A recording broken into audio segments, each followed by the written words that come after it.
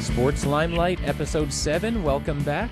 We want to get into the NFC now, starting with Detroit at New Orleans on Saturday. What do you see in this one, Drew? Oh, man, Bill, I see a lot of high scoring in this one. We got two 5,000-yard passers. How awesome is that? Got to be the first time in NFL history. Oh, that's amazing. And they each have over 40 TDs. Unbelievable. What a year for Breeze and Stafford. Any other year, either of them would have been an MVP pick. But with Brady and Rodgers having pretty much the same kind of year, even better in Rodgers' case, you know, these guys could finish like a distant third or fourth or even fifth behind Eli Manning in the MVP voting. Yeah, it's pretty impressive, these gaudy stats. So, and the Saints at home, they're 8-0 at home, so I'm going to go with them. Me too. The Saints are not only unbeatable at home this year, but they're pretty much the hottest team in the NFL right now. They won their last 8 games in a row. Last 3 games of the season, they scored over 40 points, 42-20 at Minnesota, 45-16 over Atlanta, and 45-17 over Carolina, both of those last 2 at home. If they could just, I'm sure Detroit will have to outscore them, but if the Saints can, get a little bit of pressure on Stafford and just contain Megatron, I think they'll do fine. I think they'll do fine, too, in spite of having, as we bring up more NFL primetime music here, in spite of having one of the worst pass defenses in the league, New Orleans. Green Bay, this was amazing to me. Your worst 4 passing defenses by yardage: Green Bay, New England, New Orleans, Giants. Wow. So I guess we'll find out in the coming weeks if defense still wins championships. Now, is there? We kind of talked about it with Pittsburgh and Denver. Is there any way we could see Denver winning the game? Is there any way you could see the Lions winning this game? Yes. If Breeze is a little shaky or off target, and maybe force a couple of turnovers, maybe they could get out to a good lead early, and then hopefully keep it. Otherwise, I think it's just going to be playing catch up with the Saints. Yeah, get the lead early and keep scoring.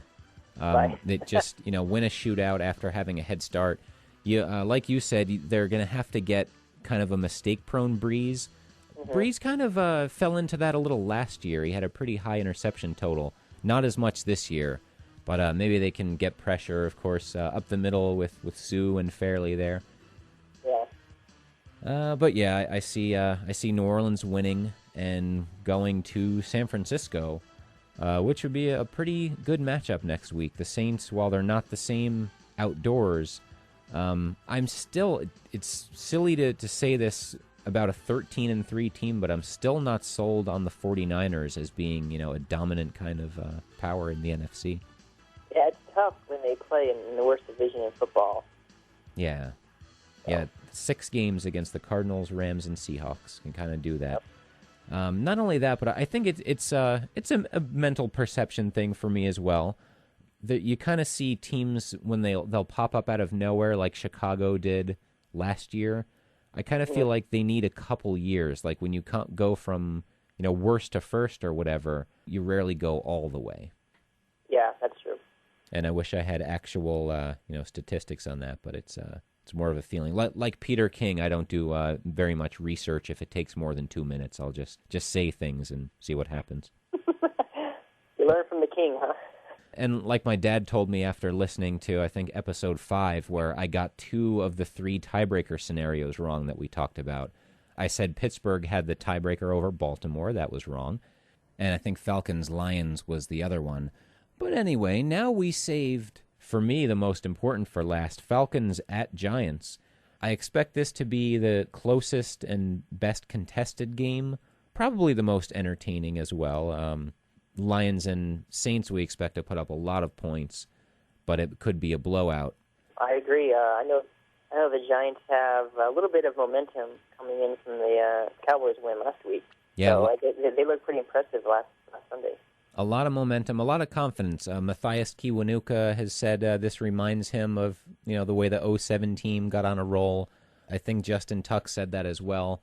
And yeah, that Cowboys win was just There was one point, I think, when Dallas pulled to 21-14, where I started to get pretty worried. But really, as almost a complete a performance that I could ask for, and really the best they've had all year. To do that in the most important game of the year was impressive in my eyes. Winning the division at 9-7, if in August, I never would have thought that possible with the way the injuries hit this team pretty much from the start.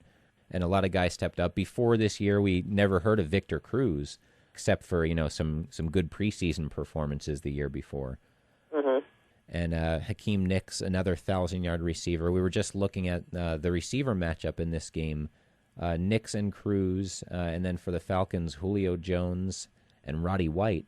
Almost had all four 1,000-yard receivers there. Julio Jones had 959 yards receiving on the year. Now, are you, as a Giants fan, are you more concerned with this team than you were last week against the Cowboys? That is a great question. I was about to say the Falcons, but they also have kind of a reputation coming along with them. Of course, with Dallas, it was the fourth quarter collapses and the December collapses. And with the Falcons, Matt Ryan has not won a playoff game yet. That's right. Last year, they went 13-3 and were one and done.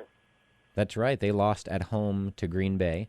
Yeah, I'm more worried. It's the playoffs now, so I'm worried about this game. It's really, even though they've been pretty much playoff games for the Giants the last 3 weeks, and I think that'll help them, as being ready for this. Yeah, just still, it's the reality now that the playoffs are here. It's going to be interesting.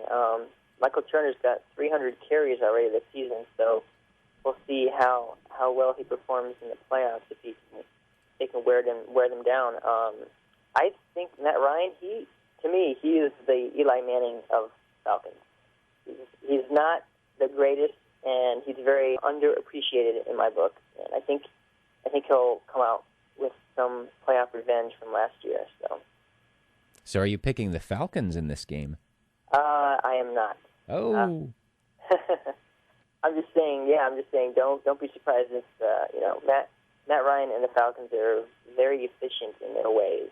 Yeah, it's not going to be easy. Although the Giants' pass rush with Osi Umenyiora back last week looked pretty revitalized. Umenyiora had 2 sacks and really just limited duty, playing kind of both sides of the line there. So that's encouraging for me. Yeah. I think what it comes down to is playmakers. I think the Giants have 1 or 2 more on both sides of the ball. Both teams really have so many. Tony Gonzalez, great tight end. Michael Turner, you mentioned. They've really got to respect the running game, a running game that's been a lot more potent than the Giants this year. Yeah, it should be a great game. Are you gonna wear your jersey? I'm not going to wear my jersey. I'm going to just wear the T-shirt of Super Bowl 42 that I wore last week. Oh, yeah? Because it's 1-0, so, got to... Well, hey, you can be sure that I'm going to be wearing my Lawrence Times jersey. That's 1-0 as well. That's a good luck jersey. That's right. My homemade with markers. Those are the best, made with love. Now, I was surprised to see the Falcons are only middle of the pack in rushing. They averaged 114.6 yards a game. Of course, the Giants, dead last in the NFL, 89.2 yards rushing a game. Yeah. And, contrary to cliche playoff talk, I don't think the Giants have to establish the run game. They just need enough that it'll kind of be a complement to the passing game. Maybe get Atlanta a little off balance at times. Just try and keep them honest. Exactly. So are you predicting a Giants victory here? If I had to make a pick, I would take the Giants in this game, yes. Yep. I feel like a 34-31 type win for the Giants, and they either hold on or Eli Manning has to lead another fourth quarter drive, as he's done so many times this year. But I think the Giants come out on top here. Yeah, didn't last week he broke the record, right, for fourth quarter touchdowns? Yes, he did. 15 fourth quarter touchdown passes on the season. Broke the record held by John Unitas and his brother, Peyton Manning. All right. Something Eli is better than Peyton at. Hey! There you go. Sports Limelight, Episode 7. Another quick break. We'll wrap it up when we come back. Stay with us.